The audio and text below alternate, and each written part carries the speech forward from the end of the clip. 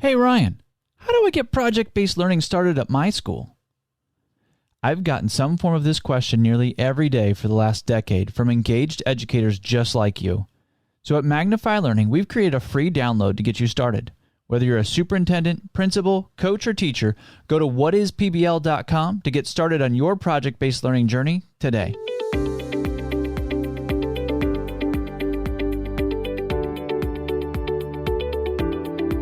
Are you ready to bring project-based learning to your school? The PBL Simplified podcast will help equip you for your PBL journey with weekly need-to-knows, engaging interviews, PBL showcases from facilitators in the classroom, and PBL leadership episodes to move you towards a successful implementation of PBL. Because every learner deserves to be a part of an inspiring story, and we see daily that project-based learning helps make this happen. If you want me to answer your PBL need-to-know on the podcast, visit whatispbl.com and click on Ask Ryan to submit your question. It was the best of times. It was the worst of times. It was the age of wisdom. It was the age of foolishness. That's the opening line to Charles Dickens' book, The Tale of Two Cities. Your senior English teacher hopes that you remember that, but even if you don't, it's going to fit today because today we're talking about a tale of two schools. We're talking about a school that had a design plan to bring in project-based learning, and we're talking about a school that did not have a succession plan. And we'll walk out how those two scenarios go. I'm Ryan. Welcome to PBL Simplified Podcast. I'm glad that you joined us. Before we dive into this scenario, actually they're not scenarios, they're both real life. I'm going to give you the backstory to these design days and how it goes when you have a succession plan and how it goes when you don't, because we see it over and over again, and I want to work on it. But before we do that, I want to dive into a need to know. Here's the need to know that came in. It was kind of set up like this, Ryan. I get that community partners are really important. I appreciate the authenticity, but I'm worried that a community partner will take over my class and bring their own agenda. I suppose it's a real concern these days. The quick answer is I've never had that happen. Never heard of that happening within our network. And here's why. I think, again, it could happen. You should be aware of that, but you should also be the person that's bringing in your community partner. If you're bringing in your community partner, you should know them well enough to know whether or not they're going to bring their own agenda to your class. If you think that they might, I probably wouldn't invite them, right? How bad do you need them? We do need community partners, but there's so many out there, right? If you don't have the right zoologist and you think they're going to bring an agenda, or you want to bring somebody from the local community center and you think they might bring an agenda that's not appropriate for where you're trying to take your kids, whether it's age level or maturity, whatever it is, you don't think that discussion should be there, find another person. Like, that's fine. Find the person that fits and have the discussion beforehand to say, here's what it is that I'm looking for in a community partner. Here's what I'd like you to bring. How will you handle that? And have them play it back to you. Well, I'm going to tell this story and I'm going to lay out these 3 different points. How does that sound? And it's okay for you to say, you know what, that's not the direction I want this PBL unit to go. So I appreciate the work that you're doing. I think I'm probably going to need to find another community partner. We'll keep you in mind in the future. Or you can do a little compliment sandwich in there if you want, or you can do it via email, however you want to do that. But make it clear, if it's not going to fit, it doesn't serve your classroom, then you don't need to bring that community partner in. This is a time to be selfish. Selfish could probably be in quotes, but you want what you want because it's good for your kids. So if your community partner is not going to serve your learners well, then you don't need them in your classroom. So the quick answer to that is, again, I've never had that happen, but I think it's because when we advocate that you go find a community partner, we're advocating for relationship there, right? A community partner is a relationship. You're going to give, they're going to give. They want to be there for the right reasons. You want them in there for the right reasons. So you're doing your due diligence on the back end to make sure that that situation doesn't happen in your classroom. Hopefully that answers that question. If it doesn't, then go right back to whatispbl.com and hit Ask Ryan again and say, thanks for the insight, Ryan, but here's the finer example. Can you talk to that some more? I'd be happy to. But that's my first go with community partners. They are super important. You do want them in your classroom. But remember, it is your classroom, right? You are dictating what's happening there. You're setting the stage and making sure that you're taking your learners down a path that you want them to go down. So make sure you kind of take the authority of that and take that seriously and make sure you have the right people in your classroom. And that's our need to know for today. So let's continue on A Tale of Two Cities. Again, I'm not going to give you that literature lesson with Charles Dickens, but I am going to walk through a pretty familiar scenario. The first one we'll walk through is a school that brought in project-based learning. They did some great training. They had a principal who was fired up and willing to lead. She put out a North Star and said, this is where we're going to go because it's really good for our learners. And some of her teachers were on board and some were not. And they navigated that over 3 years. They were in our networks. They did PBL Jumpstart. They did PBL Advanced. They were doing some amazing things with a good chunk of their learners being on the autism spectrum. They were really servicing those learners well, tied in the library well, had some authentic PBL units that were happening. And we never really got to, or they didn't invest in the coaching at the administrative level to create a succession plan. So then when she moved on to the next part of her journey, which is totally appropriate for you as a leader to do that, to follow your journey where it needs to go, literally as soon as she left, the next day PBL disappeared. Now some might say, well, maybe the teachers didn't buy into it, maybe they weren't fully in. I say it disappeared. It disappeared from the administrative level. It disappeared from any literature. They were no longer a project-based learning school. In fact, when I called the new principal, she said, what is PBL? And, we tried to go down that route, of course, and build that relationship, but that was not the direction that the new principal was brought in to take that school. And again, for all intents and purposes, PBL disappeared. And we've seen that scenario play through way too many times. Just way too many times. So at Magnify Learning, we're on this journey of bringing project-based learning to the world. And part of that is bringing new schools on board. Part of it is we're finding now is playing some defense and making sure that our schools that are on board stay on board and that we make it through a principal succession plan. We're working with central office to make sure that the succession plan is in place to keep project-based learning because principals are the linchpin of our work, right? The principal is the one that's going to set the tone, that's going to set the culture for project-based learning to thrive or be pushed to the side or just die and go away, not be a part of the work that they do.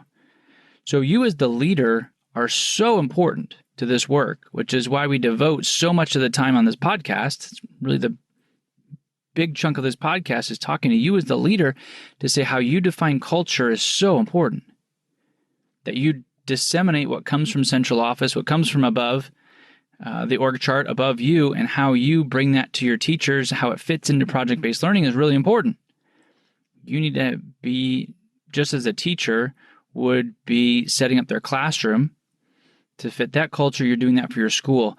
But what we don't always think about is, what about after I leave? In whatever circumstance that is, right? Because again, as a leader, you need to do what's best for you and your family, and you need to make those decisions, and that's okay, right? Like we're looking for the double win. We don't want you to sacrifice everything for this work. We want you to grow because then you're the best leader and you create the best results. So you may move on, but what does that succession plan look like? What are the systems and processes that are in place that are not just built around you as a dynamic leader? The dynamic leader is super important. You need to grow yourself. You need to take care of yourself. Those things are all true, but we also need to have systems and processes so that when someone can come in after you and the good work that you've helped create and lead continues on. So we've seen that tale played out again and again, but the Dickens quote starts, "It was the best of times, it was the worst of times." So I gave you the worst of times. What does the best of times look like? The best of times looks like a district, a large district that we're working with, that is starting at the top. So the superintendent knows what project-based learning is, at least what the results are of that. Can the superintendent create a PBL unit and know the nuts and bolts? No. But he probably doesn't need to. But he needs to know how to support it. At the central office level, the assistant superintendent level, we're doing design days. Days in coaching specifically to set out how can we at a high level, start to build systems and structures. How do we build leadership that will support a project-based learning environment? Because they know they're smart enough, they're innovative enough, they have enough EQ to know that you don't just hand down and say, hey guys, we're doing PBL now. And they get some compliance for a couple of years and people work around it and then it dies. They know that the real work is around mindset, which is the work that we've been doing at Magnify Learning forever, right? That's why we have to have 3 days in a workshop, because it's not a 1 day and here's all the resources, go. It's 3 days, live the culture, breathe the culture, understand the mindset, and now you can start to innovate on your own. These leaders know the same thing. So it's like, how do we get leaders that are ready to innovate? They had a few schools that ran with project-based learning on their own. The leaders were in already. The teachers came on board. They were trained, they're certified. And now it's like, what's the next wave? They understand the next wave needs to volunteer as well. They need to be in. They need to see the why behind bringing project-based learning. So they find some pockets of leaders in their district to say, would you be willing to look at the mindset work around project-based learning and bring it to your school and your teachers? So they find that group of principals. Cohort them, put them in a cohort, give them training. So now they're doing their own design days at the principal level. So at the assistant superintendent level, they're doing design days. At the principal level, they're doing design days. You've got a cohort of principals that has time to think about, what does it mean to create really great learning environments at my school? Right? That ideal graduate conversation of what do we want our learners to have when they leave our school? And then we give those principals time together to create those things specifically for their school. Instead of saying, do these things, we say, what would it look like to bring this to your school? And they start to customize it for their staff. And they say, well, this time's been really good for us. How can we give our staff time to start planning and thinking about these things and do the mindset work? And they know that they've got some people that are ready for that. They have some teachers that are innovative and already thinking about work like this. So their plan is to get them involved. And that's what they do. And they start some design work there. So do you see what's happening in this best of times scenario in our tale of two cities?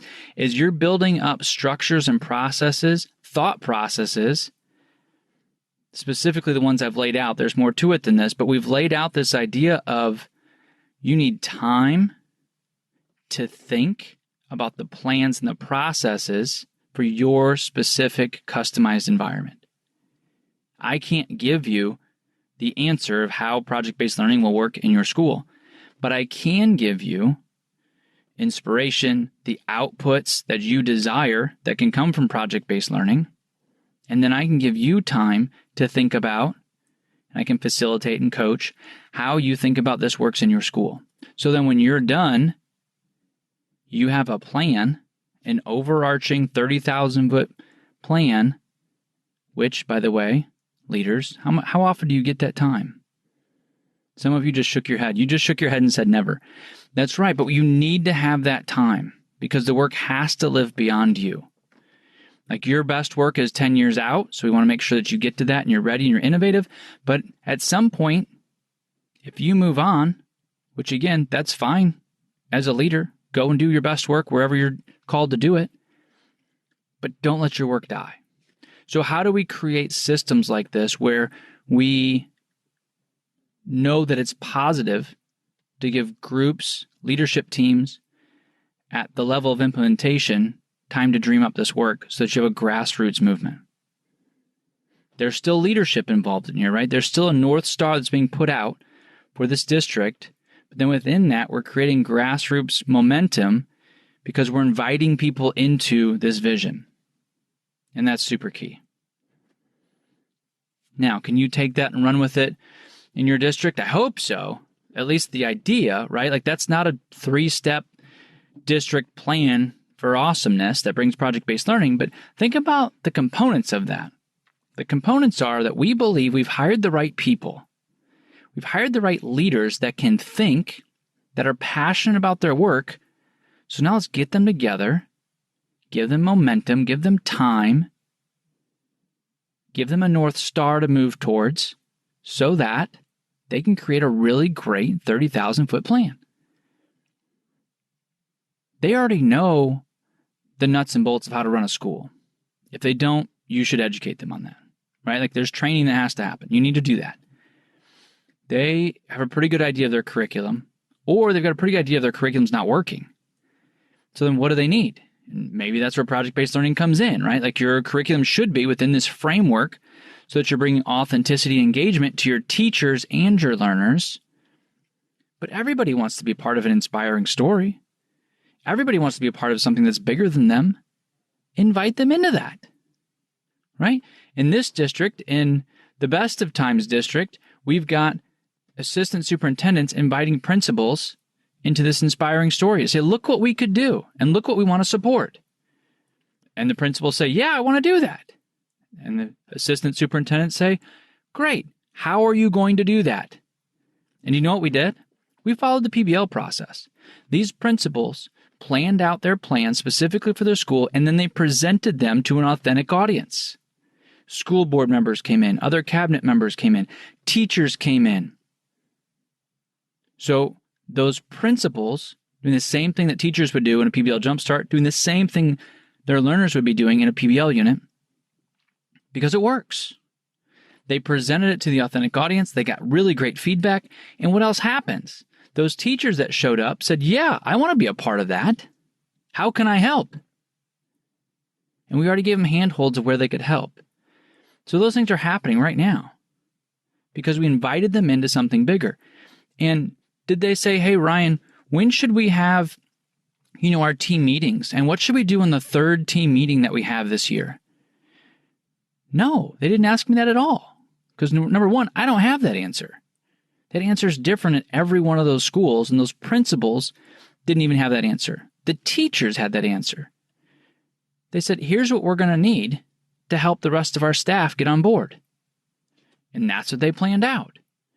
They had a North Star. They had the right people in the room. They had frameworks that allowed for the work to move forward. We're living the project-based learning process, right? That's what we want to do. It engages learners. It engages students. Guess what? It engages principals and assistant superintendents too. So you live out this process at every level.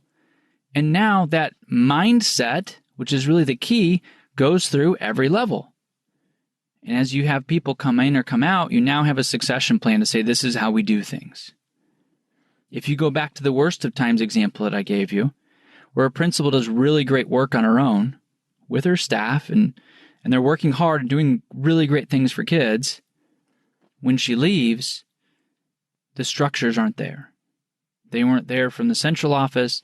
They weren't there at teacher leadership levels to have those structures and those conversations of what's the best thing for us to do for our learners, right? You get a new leader, like that happens, right?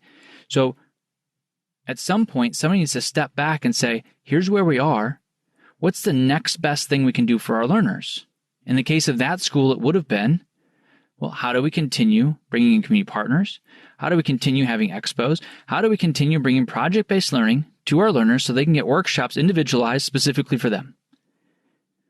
But there was no structure or process to have that conversation, and thus the work dies. So out of these two tales, the tales of these two schools, I want you to pick up this idea of the importance of design days.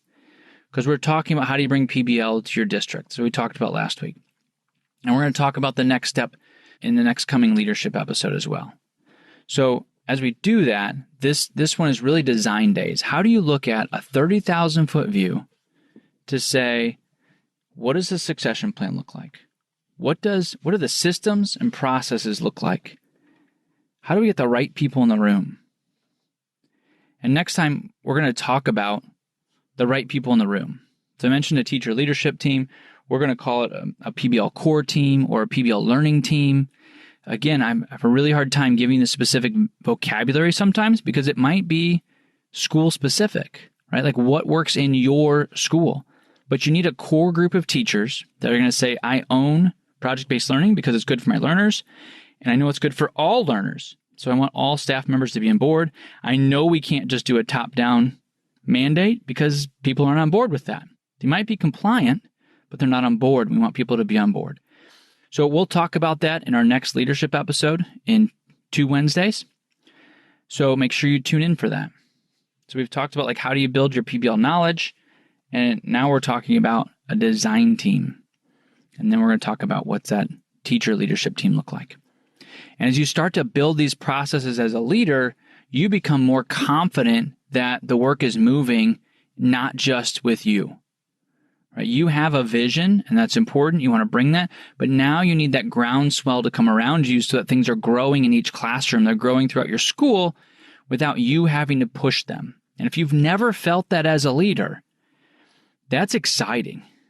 I've got some leaders you should talk to. We'll bring some on the podcast because I've got some. When you start to feel that momentum, that flywheel, that, whoa, that just happened and I didn't even think of that or do that.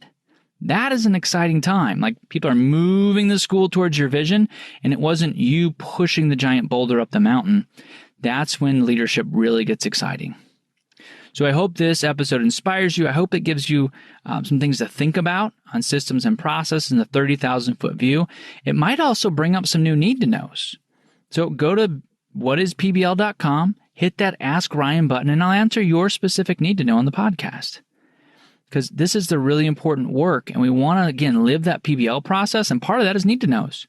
I just presented possibly some brand new information, and you're going to have some more questions, so I want to make sure I hit those as we move forward. And as we do all this work together, you're going to engage your learners, tackle boredom, and transform your classrooms.